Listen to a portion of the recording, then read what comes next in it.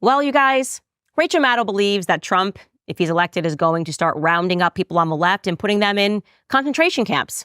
And I'm tired. I am just so unbelievably tired of the everything is and everyone can be related to Hitler and the Nazis and camps. Can we stop that? Plus, we've got our resident senior, Joe Biden, and he wants you guys to know that your guns are not going to stand a chance in keeping you and your family safe from the government. He says you're going to need fighter jets if it comes down to it. That makes me feel good. But first, what is going on in Black America? Between Amber Rose throwing her support behind Donald Trump and Joe Mazzulla taking a stand for Christians, us Black people are seeming a little uppity lately. Am I right? Let's check in and see what's going on. All that coming up on Candace.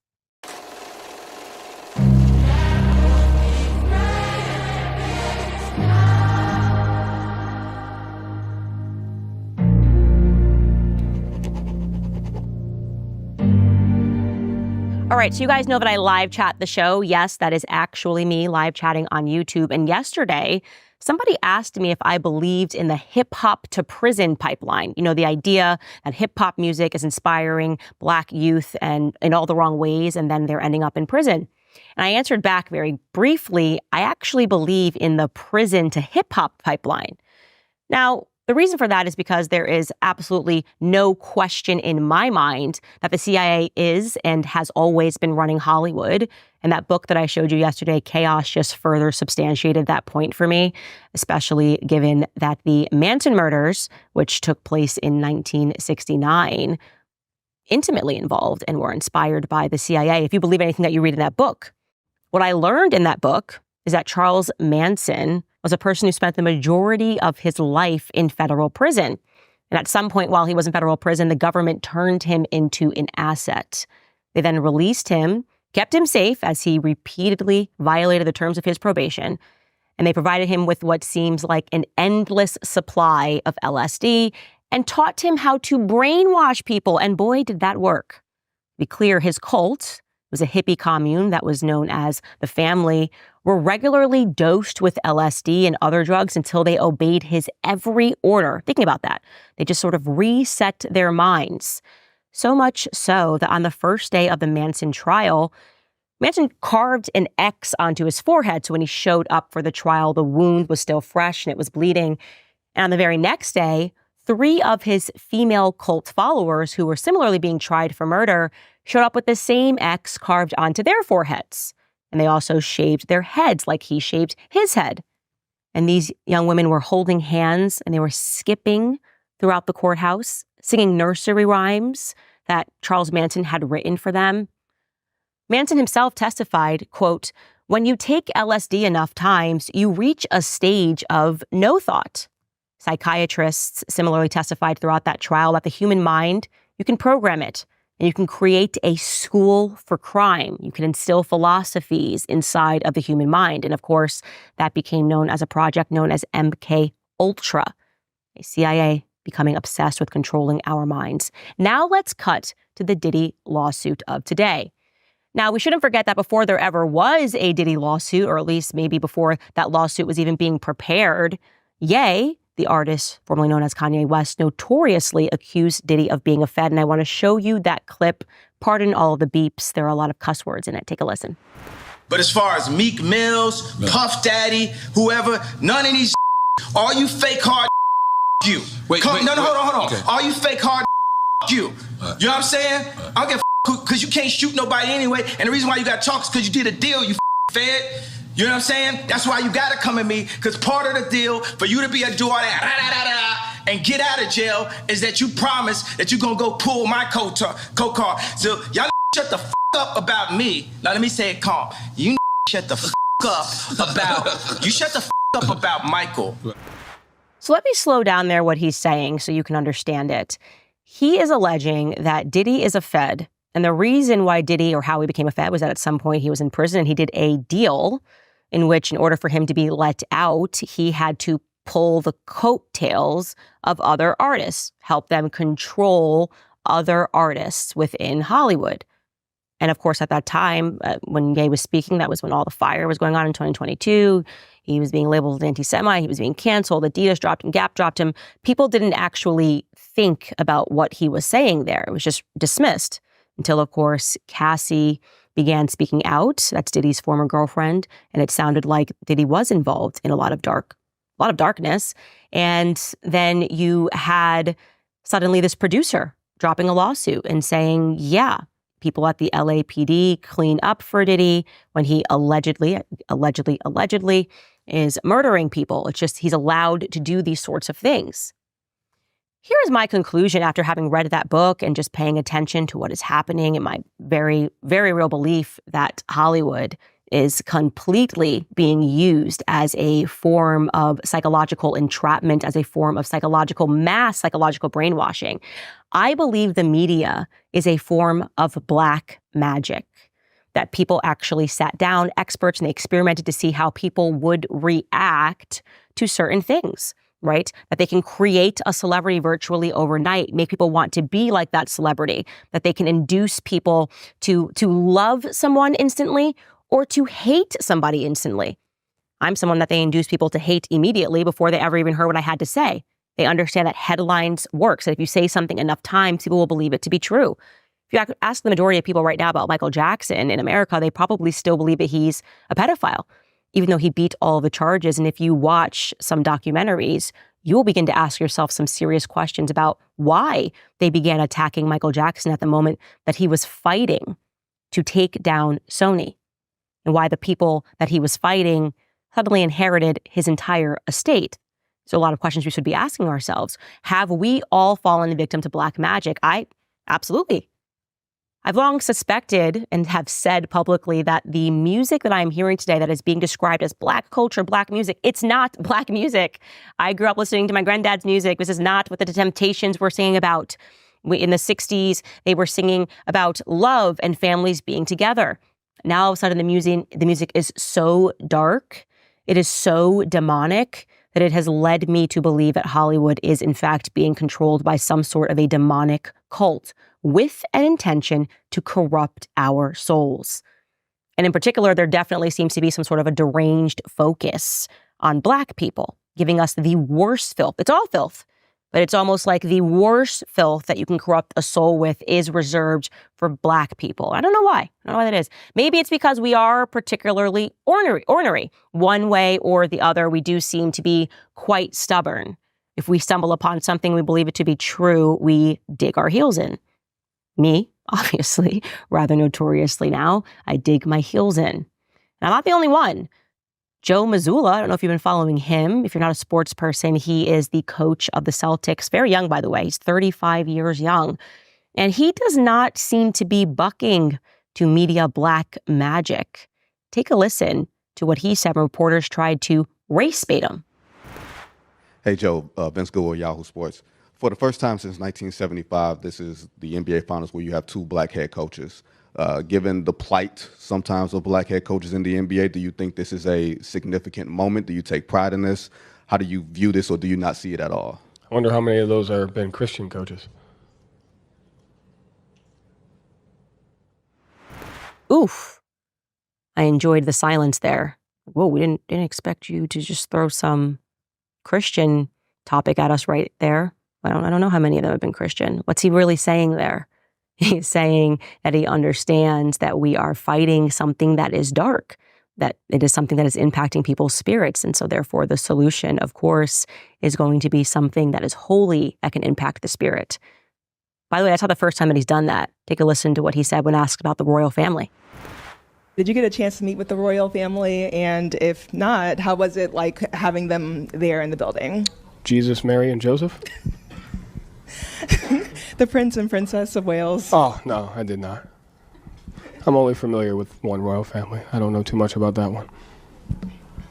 Thank you. I just love the silence. They don't even know how to respond to it. They're like, what in the uppity Christian is this? They've never heard it. They've never heard somebody throw that at them in a press conference, probably ever. We love to see it. And not only that, Amber Rose, who I have had a lot of things to say about in the past, she was one of the people that heavily marketed the quote unquote slut walk many years ago. I think it was back in 2018. Well, she's coming around the bend too. She's mixed race, to be clear. And she's come out and endorsed Donald Trump.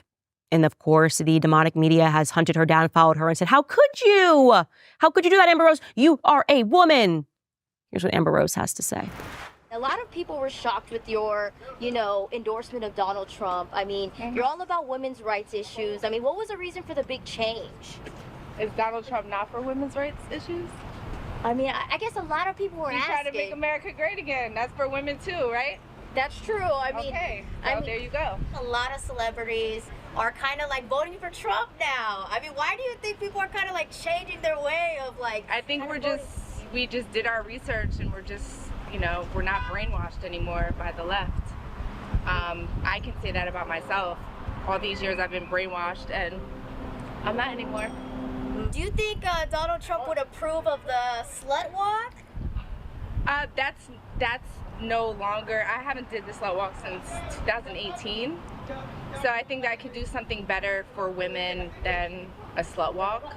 Okay. Although I was very passionate about the slut walk, I loved it. Donated hundreds of thousands of dollars to helping women get counseling for domestic violence and sexual assault and rape, and I'm still that person.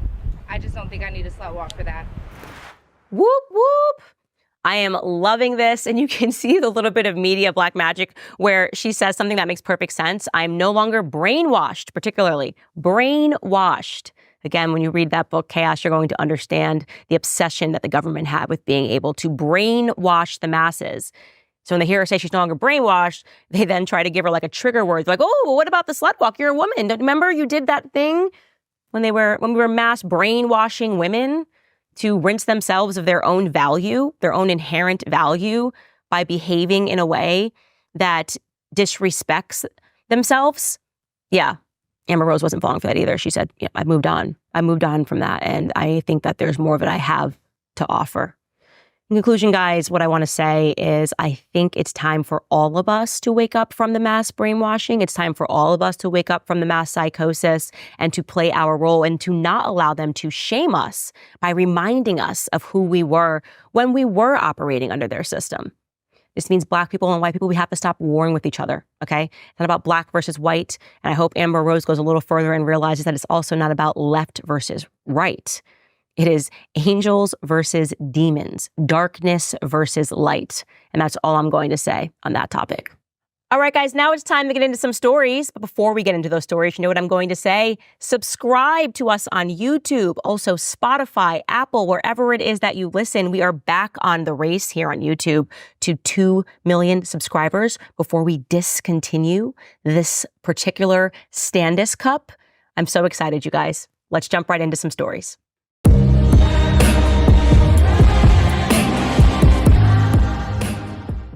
Is everybody feeling like that? Like are we tired of the Adolf Hitler comparisons? Why is this the only historical reference that it seems that anyone has? They talk about like a mass psychosis. So much has happened throughout human history. Awful things have happened throughout human history. More awful, even things that were literally, if you're just talking about the metrics in terms of the death, things that were more awful than World War II. And yet, for whatever reason, we just keep going back to Adolf Hitler references. And of course, whenever Trump is getting close to the White House, the left really puts on. Rachel Maddow recently gave an interview, sat down with Oliver Darcy of CNN, and they were talking about, just the trepidation that they have. God forbid Donald Trump is elected again. The first time when they ran this little gambit and they said, no, guys, really don't vote for him. If you vote for him, Black people, you'll be back in chains. And everybody else, he's literally Hitler. Maybe some people fell for it, but I think now there is just a collective exhaustion. And here is what Rachel Maddow told Darcy. So first, Darcy asked her, Trump and his allies are openly talking about weaponizing the government to seek revenge against critics in media and politics, with some of his extremist allies even talking about jailing their fellow Americans. You're one of his most notable critics on television. Are you worried? that you could be a target? Such a brave question, Oliver Darcy. Maddow responds, I'm worried about the country broadly if we put someone in power who is openly avowing that he plans to build camps to hold millions of people and to quote unquote root out what he's described in subhuman terms as his enemy from within. Again, history is helpful here. He's not joking when he says this stuff, and we've seen what happens when people take power proclaiming that kind of agenda. So yes, ladies and gentlemen, she's intentionally alluding to Hitler. Oh, he's using terms, the enemy from within, subhuman terms. She's wanting all of us to go back into the trauma of learning about the Holocaust, of learning about Adolf Hitler, so that she can inspire us to an uprising against Donald Trump with absolutely no evidence. He's been president for 4 years. He was president of the United States 4 years. Absolutely no evidence that he has ever done anything that could liken him to Adolf Hitler, but she's going to try this anyway because it's all about emotional conditioning. This really is a study in what the media does. They always use the concepts that you don't realize were instilled in you as something to make you feel triggered at the moment that you hear it. And they do this in order to inspire you to behave in a way that they want you to behave. And in this particular manner, they want you to stand up against Donald Trump, some perceived dictator in their own minds. And I guess they want you to just not pay attention to everything that's been going on, which is the exact opposite. Obviously, Biden's DOJ, obviously, New York City, the Department of Justice in New York City, everything that they have done to Donald Trump actually is reminiscent of a government that has taken too much power for itself, is reminiscent of a government in which they are going after their enemies, not on the basis of crimes that those enemies have actually committed, but rather on the basis of the fact that they present a challenge to the power which has been established by the state. He is a challenge to the deep state. They feel that they cannot control him, and so they want to take him out. So good on you, Rachel Maddow, for doing this, for boring me out of my mind. I promise you, if I hear someone else say Hitler, anti-Semitism, I'm going to go to sleep. I don't want to go to sleep because this is a podcast. I want to stay awake so that I can continue to produce this podcast daily, Monday through Friday. And I want to also be clear, Rachel Maddow, if there's anything that people should actually be fearing, it's today's economic climate, which is why I want to talk to you guys about American financing. Many of us find ourselves facing the challenge of managing our monthly expenses, and high credit card interest rates, they trap us in a cycle of debt with balances that persist month after month. Paying only the minimum each month means that it could take you years to become debt-free. You don't want to do that. So reach out to American Financing, a trusted partner in helping people achieve financial freedom. If you're a homeowner, they can tap into your home's equity and help you eliminate high-interest credit card debt. On average, their customers save $854 per month, which is equivalent to receiving a $10,000 annual raise.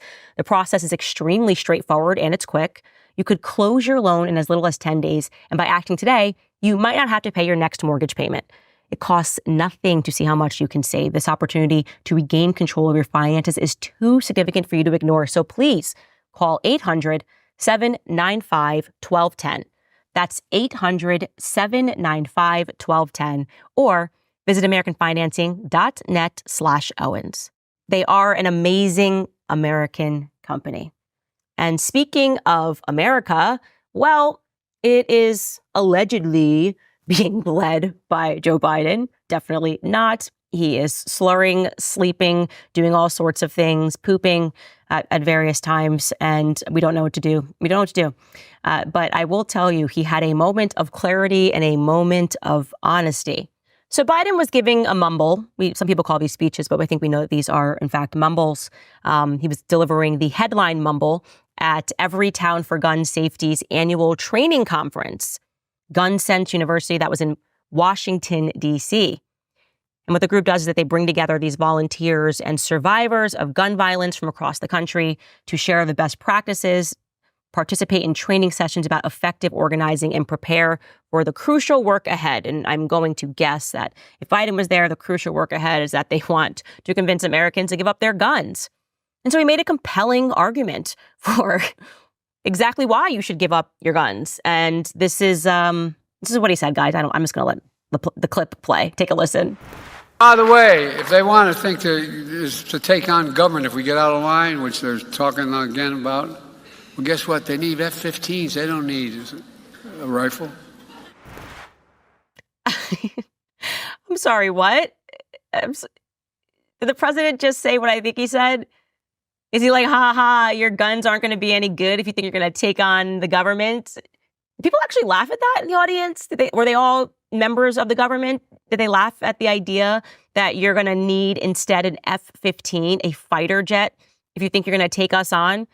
I'm sorry, were we just talking about Rachel Maddow concerned about Trump becoming a dictator? Because that seems pretty scary. Actually, I got to give him credit, though. He's incredibly honest there. He's basically saying our guns are bigger than yours. And if you get out of line, Americans, I don't know, what do fighter jets do? Is he implying that they would just bomb us all out of oblivion if we didn't comply with them? I think he could be. And I, again, think it's strange that people are laughing. But I appreciate the honesty. This is what I actually appreciate about the fact that he's kind of going in and out of his dementia at times, because you do get these moments where he's just being really honest. And he's honestly telling you that as the government, we will just up the violence if you don't listen to us. Unless you've got F-15s and fighter jets, your guns are going to do you no good. So why don't you just hand in your guns? Well, buddy, because of that sentence you just said, this is exactly why we will never hand in our guns. Because we understand just as well as you understand in this Freudian slip that the government is in fact a threat to our lives. The government is in fact a threat because it continues to grow, and really weed its way into every layer of our lives, telling us what medicines we have to take, right? Trying to mandate vaccines as they attempted to do, which means that we no longer have bodily autonomy. So yes, Americans, I hope you appreciate the reason why it is important for you to think about how you are going to protect your family all the time. My husband and I, we actually have an apocalyptic mindset. Mine used to not be that bad, but then my husband made it even worse. And so we're constantly like playing survivor. How can we live off the land? That's why I told you guys notoriously that I learned to grow vegetables, because my husband already knows how to shoot and knows how to hunt. And then that's why I learned how to go hunt. And it is also the reason, you guys, that we have an emergency supply of food and of water. Do you? Because you need to have one. We all know that we need to have 3 to 6 months of cash on hand, but what about food and water? If you don't, then you need to know about Ready Pantry. Ready Pantry offers 25-year shelf-stable food and drinking water that will last for 50 years. These products taste amazing, and they include meals for breakfast, lunch, dinner, and even come with a dessert. Not to mention the peace of mind you get knowing that you have an emergency supply of food and water ready for anything, including, an F-15 above your head, because Joe Biden's going to come get you. It's also good for power outages, hurricanes, other weather, national disasters. It's becoming more and more common, of course. A grid collapse, think about that. We saw this in Texas and in Ohio. Any sorts of attacks, rolling blackouts, war, supply chain, the list goes on and on and on in terms of the day-by-day threats that you could be facing as a family. So it is important that you are ready with Ready Pantry. And of course, you won't be surprised, they are an American-based company. All of the products are sourced here in America with real ingredients, packed with sufficient calories and nutrition for everyone in the family. Meals taste great, and they include meals for breakfast, lunch, dinner, and as I said, even a snack and dessert. So stock your pantry now with buy now, pay later options available at checkout at readypantry.com/Candace. Ready Pantry offers discounts for 3 months, 6 months, and a 1-year supply up to 20% off. Go to readypantry.com/Candace and use the code Candace, just my first name, and you will save an additional 10% off your order. Plus, you'll get free shipping on all orders. Now, a lot of people have been asking for me to weigh in on culture, as I normally do. I do follow culture. I love culture because it is something that you must pay attention to because it's impacting the youth. People wanted me to weigh in particularly on J-Lo and Ben, rumored to be divorcing. Now, I have a lot to say about this. Actually, I don't have that much to say about it, but J-Lo has been married a lot of times. She has been married 4 times, to be specific. Her most recent marriage with Ben Affleck is her 4th, but she was previously married to a man named Ojani from 1997 to 1998. Then she was married to Chris Judd from 2001 to 2023. So again, you're seeing that's a 1-year marriage followed by a 2-year marriage. And then she was married to Mark Anthony. I think that's probably her most notorious marriage, with whom she shares twins Max and Emmy. And that was her longest stretch, by the way. That was 10 years. And so people were very happy for her and excited to see her, despite having recently a broken engagement with Alex Rodriguez, to jump into a marriage with Ben Affleck because they were once engaged too, and then that engagement fell apart. And I guess people needed to see the Hollywood movie end with happiness. And they were like, yes. And now it appears that they are in the throes of a split and selling the $60 million Beverly Hills mansion that they purchased. And he has recently also been seen driving away from her residence, which is implying that they are not living together because of how the paparazzi keeps catching them all over the place. Now, there also appears to be more writing on the wall because J.Lo canceled her first tour in 5 years. Never canceled. She's a very hard worker, and she canceled it and left this message for her fans on her website. I'm completely heartsick and devastated about letting you guys down. Please know that I wouldn't do this if I didn't feel that it was absolutely necessary. I promise I will make it up to you and we will all be together again. I love you all so much. Until next time. Now, here's what I want to say. The idea that you should be investing in celebrities and hoping for their happy endings, especially given what we understand about Hollywood, is something that you should probably stop doing. Right? Just stop doing that. Stop believing. I know everyone wants Taylor Swift to get her happy ending. There's something going on in Hollywood. It is demonic. And if you want to know how much somebody has given in to that demonism, you look no further than their children. Okay?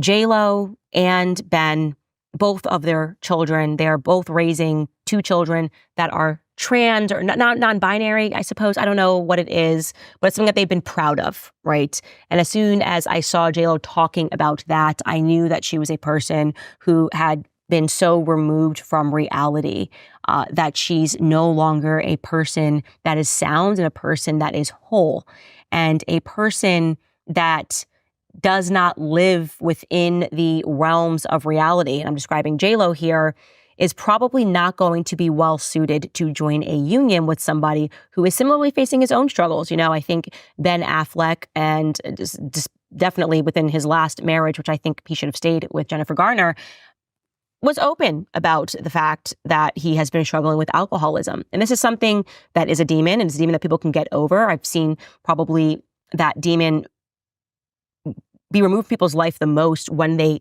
turn toward faith, when they turn toward God. You need to have a real pillar in your life. Fame is not a real pillar in your life. J.Lo has been famous for virtually her entire life, and I think that her day-to-day existence is something that is highly material. It lacks substance. And I would say for Ben Affleck, I probably hold out more of a candle for him. I think he probably lives closer to the realm of reality. But again, as I said, he's facing his own struggles. And what he needs is not another wife, which he wanted to go, oh, maybe this is what it was. No, he should have worked on his first marriage, and he should have sought the help that he needed for his alcoholism and the demons that allowed him to lean into that alcoholism, not another fast-paced relationship. And so I am sorry for them, but I think that these 2 individuals need to work on themselves and to work on their family and to work on their faith before you are ever going to see either of them actually achieve a happy ending. So that's what I'm going to say about that. Now let's jump into some of your comments regarding episodes past. By the way, I just want to say, a few of you guys had commented that one of the transitions was really bad for people who were epileptic. We are taking care of that. So we tried some softer transitions today. I'm always listening to your feedback. Let me know how those are. We are always reading the comments. We've got this comment from @Latte Letters and Life. I live in Austria. We have a huge immigrant problem. By now, 7 out of 10 kids in school do not speak German anymore because people emigrate and refuse to learn the language of the country they decided to live in. We are talking about people who have been here for years, unwilling to learn the language so they can be deemed unfit for work and get the state money to support. One of my best friends is an immigrant. We went to school together, so we know each other for 3 decades now. Her parents did everything to be a respected part of the community, and she too cannot understand why immigrants these days behave that way.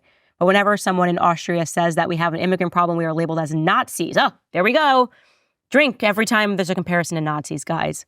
But I stand here welcoming everyone who is willing to participate in our society, learn the language, and work to support one's own life. I'm not here for people unwilling to do any of those. That does not make me a Nazi. It makes me someone unwilling to see my country turning into immigrant fodder, because everyone is terrified deporting the ones that after years have not learned the language, nor started to work and very likely accumulated criminal charges.